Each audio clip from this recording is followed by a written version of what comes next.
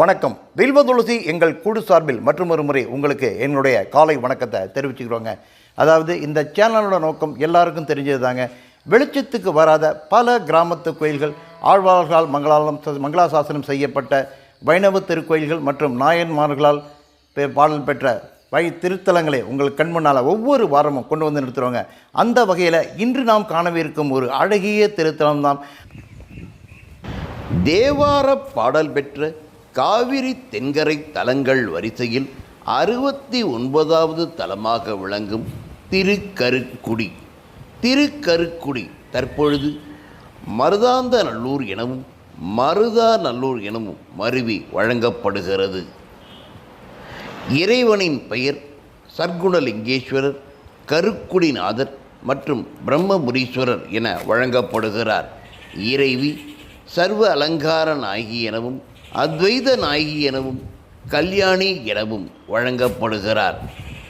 இத்திருத்தலத்தின் தல விருட்சம் வில்வமரம். இது திருஞான சம்பந்தரால் பாடல் பெற்றது. அது மட்டுமல்லாமல் இக்கோயிலின் தீர்த்தம் யம தீர்த்தம். இது கும்பகோணம் நீடாமங்கலம் சாலையிலே சாக்கோட்டைக்கு தென்கிழக்கில் 1.5 கிலோமீட்டர் தூரத்திலே அமைந்திருக்கிறது. கும்பகோணத்தில் இருந்து நகர பேருந்து வசதிகள் இத்திருக்கோயிலுக்கு இருக்கிறது.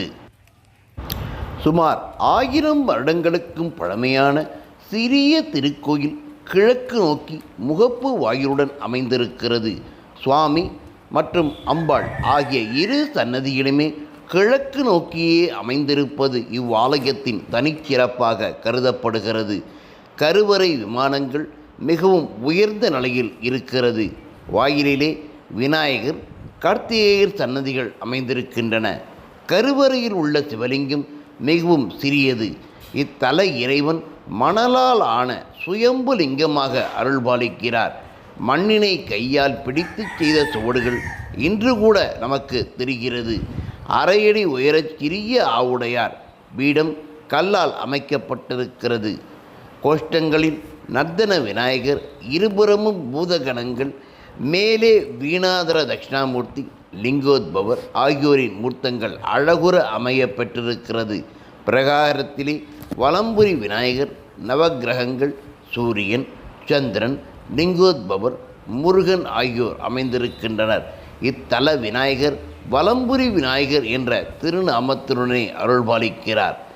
இத்தலத்து இறைவன் கருக்குடிநாதர் என்று தேவார பாடலிலும் பிரம்மா முதலிய தேவர்கள் வழிபட்டத்தால் பிரம்மபுரீஸ்வரர் என்றும், சர்க்குணன் என்ற அரசன் இத்தலத்து இறைவனை வழிபட்டு பெறு பெற்றதால் சர்க்குணலிங்கேஸ்வரர் என்றும் அழைக்கப்படுகிறார்.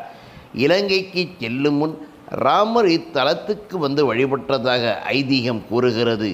வழிபாடு செய்ய லிங்க திருமேனி தேவைப்பட்டது.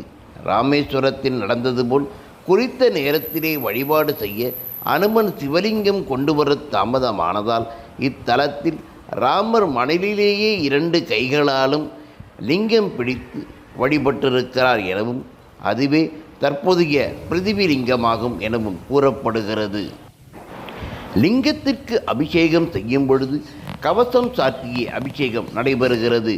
அனுமன் கொண்டு வந்த லிங்கம் இக்கோயிலின் இடப்புறம் அனுமந்த லிங்கம் என்ற பெயரிலே தனிச்சன்னதியில் அமைந்திருக்கிறது. இறைவன் சந்நிதிக்கு வலது புறத்திலே கல்யாண கோலத்தில் அம்பிகை கல்யாணி காட்சி தருகிறாள். இத்தகைய அமைப்பு உள்ள தலங்கள் திருமண தடை நீக்கும் தலங்கள் என்று போற்றப்படுகின்றன.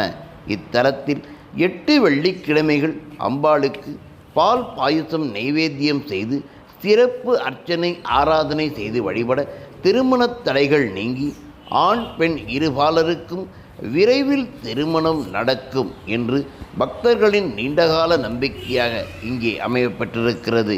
எனவே இத்தலம் ஒரு திருமண பிரார்த்தனை தலமாக கூட விளங்குகிறது. மேலும் தனஞ்சயன் என்ற வணிகன் ஒருவன் தன் சிற்றன்னையை அறியாது புணர்ந்தமையால் தொழுநோய் ஏற்படுகிறது.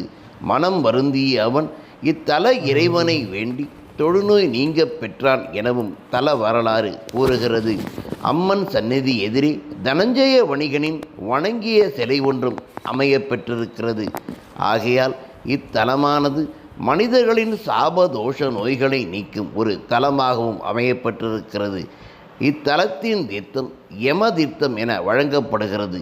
இந்த தீர்த்தத்திலே நீராடி கருக்குடிநாதரை வழிபட்டால் நமது கர்ம வினைகள் அனைத்தும் நீங்கும் என்று தல புராணம் விவரிக்கிறது. நான் ஒவ்வொரு காணொலியும் சொல்கிற மாதிரி தாங்க சொல்கிறேன். புதிய திருக்கோயில்கள் கட்டணும் அப்படிங்கிற ஒரு அவசியமே கிடையாது. இதே போன்று பழைய வெளிச்சத்துக்கு வராத திருக்கோயில்களுக்கு மக்கள் அனைவரும் வர வேண்டும், ஆதரவு தர வேண்டும். அதாங்க முக்கியம். அந்த மாதிரி ஆதரவு தந்தாலே போதுங்க. இந்த கோயிலானது தன்னைத்தானே செதுக்கிக் கொள்ளும், இந்த ஊரும் முன்னேறும் என்பதில் வேற ஒரு எந்த ஒரு ஐயப்பாடும் யாருக்கும் இருக்கணுங்கிற அவசியமே கிடையாது. அது மட்டுமல்லாமல் இந்த கோயிலுக்கு பக்தர்கள் வருவதன் மூலம் இந்த கோயிலில் பணியாற்றும் ஊழியர்களின் வீட்டில் ஒருவேளை அடுப்பு எரியும் அப்படிங்கிறதாங்க ஒரு நிதர்சனமான உண்மை. கண்டிப்பாக நான் இந்த காணொலியை பார்த்ததுக்கு பிறகாவது இந்த மாதிரியான பழைய கோயில்களுக்கு நீங்கள் எல்லாரும் வருவீர்கள் என்ற நம்பிக்கை எனக்கு இருக்குங்க. வாருங்கள், வேண்டுங்கள், வரம் பெறுங்கள். மற்றொரு அழகிய திருத்தலத்தில் உங்களை சந்திக்கும் வரை வணக்கம் கூறி விடைபெறுகிறேன். நன்றி, வணக்கம்.